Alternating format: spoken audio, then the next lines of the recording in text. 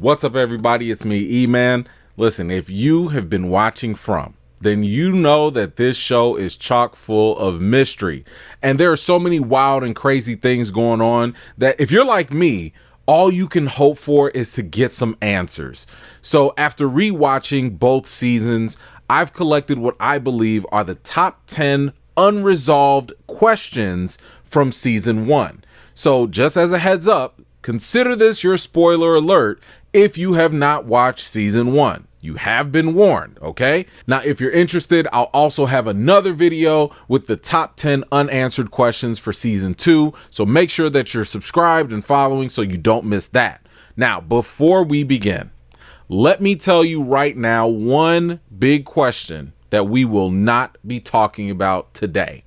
And that is about Sarah and her arm. No, read my lips. No, Sarah does not have worms. She did not have worms, okay? Now, let's get to these other unresolved questions. All right, let's start off with the first question.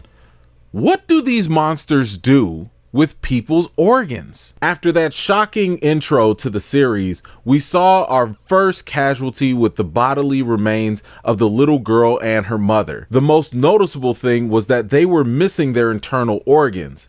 We've gone at least 2 seasons so far, and we still don't know what these monsters are actually doing with the organs. So, I mean, are they eating them? Are they using them as like toys?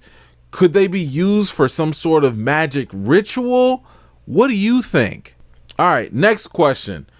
Why did the voices tell Sarah to cut out Toby's tongue? Now, on the surface, we know that Sarah is a little weird. She was under the impression that if she killed certain people, then that would free the people of the town and they could all go home. We also know that the voices she heard in her head told her to make it seem like the monsters killed him. What I'm curious about is why his tongue? As mentioned before, we know the monsters go for people's organs and leave them practically empty.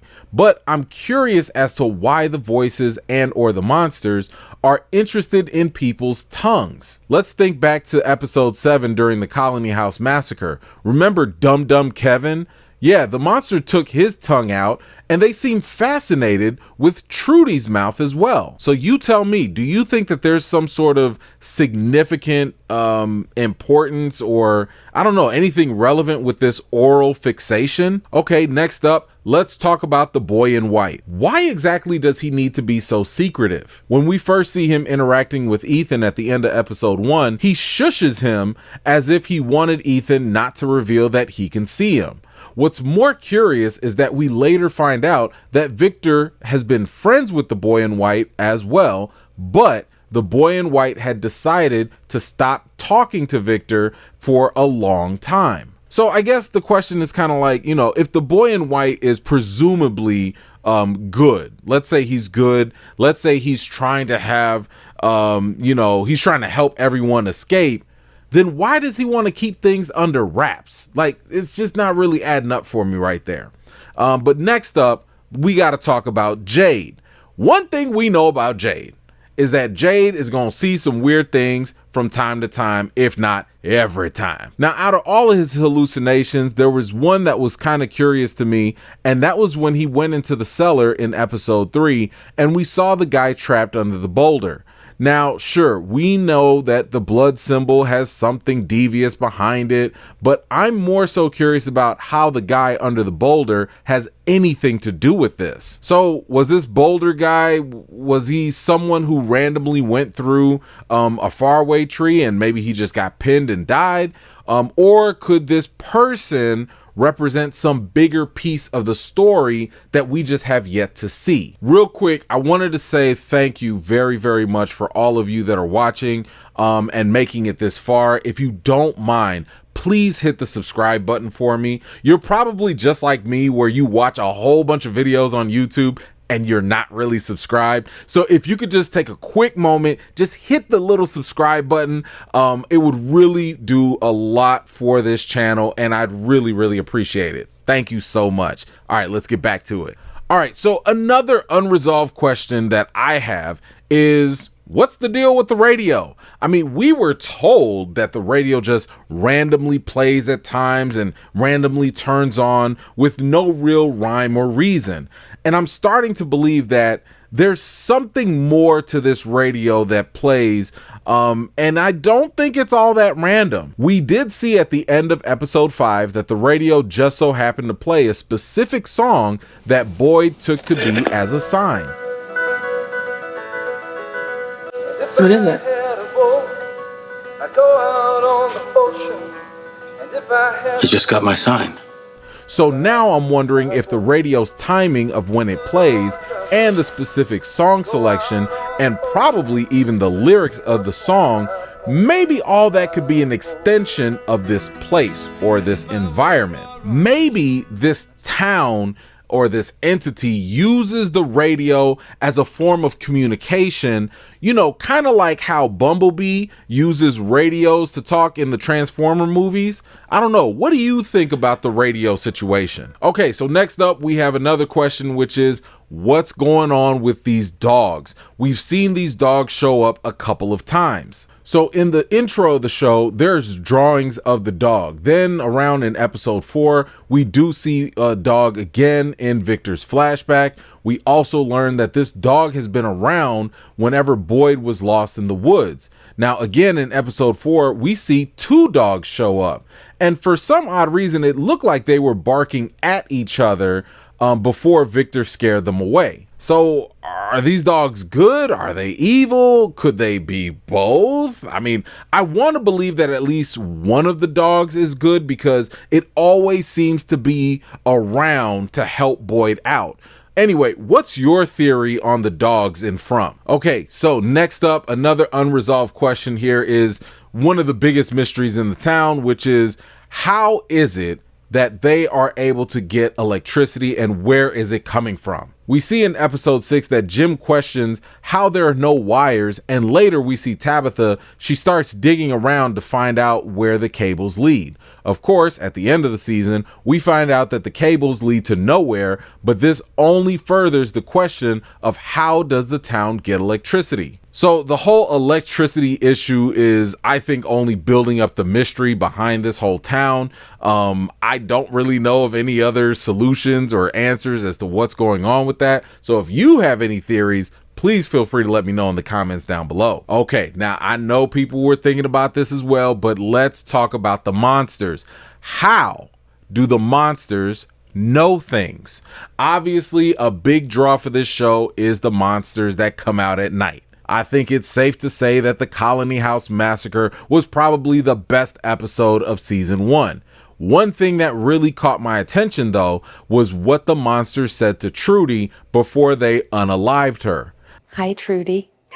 How do you know my name? We know all your names. I mean, okay, cool. But how? How do the monsters know everyone's name in town? Where are they getting this information? It has been said that the monsters have a way of getting into people's head to manipulate them or trick them. So could it be that the monsters have maybe some sort of telepathic or psychic abilities? I don't know. Please let me know what you think. Now let's go back to y'all girl Sarah. Now, we know she weird. We know that she's been hearing all these voices and all that. But my question that has yet to be answered is, who or what are these voices and how do they know things? I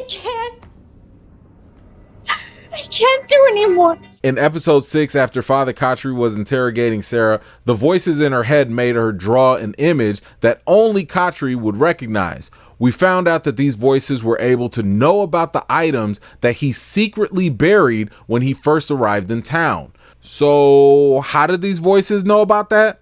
I mean, Sarah also told Khatri that the voices told her that the 2-car event was going to happen.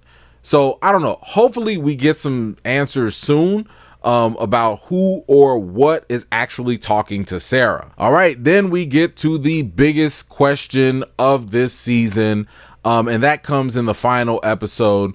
And I mean, listen, can we talk about another voice? When we got to the season finale, this show gave us a whole lot of hope with the radio tower. After it was finally constructed, the town folk finally got a signal. We had that moment where Jim heard a voice on the radio. The voice said, "Is this Jim Matthews? Your wife shouldn't be digging that hole, Jim."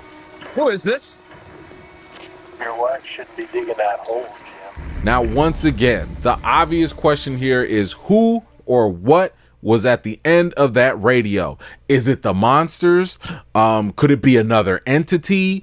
Is the voice good? Is it evil? I mean, the voice didn't really lie. I mean, Tabitha really shouldn't have been digging down there.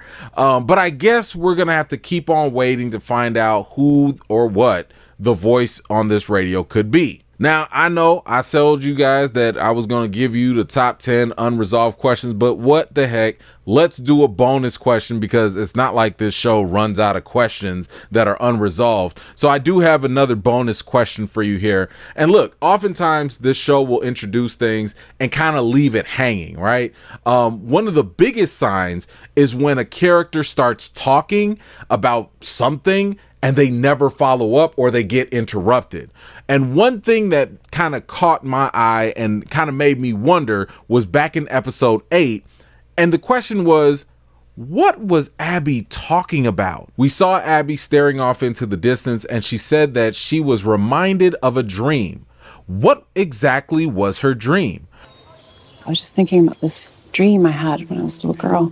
What is it about this place that reminded her of a dream that she had as a little girl? And how is it relevant to being in this town? Did that dream lead her to going psycho and shooting everyone? What do you think about Abby's dream? Well, those are the major unresolved questions that I had for season 1. Were these questions that you also were thinking about, or maybe did you forget that they were still unresolved? Of course, there are other questions that are still lingering. If you have any that I didn't cover, feel free to leave them in the comments down below. And again, please don't forget to check out my other video as I'll go over the top 10 unresolved questions for season 2 of From. Thank you so much for watching. I really do appreciate it.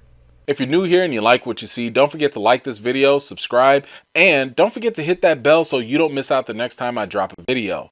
I've got more videos and reviews to do for you all, and until next time, I'll see you all later.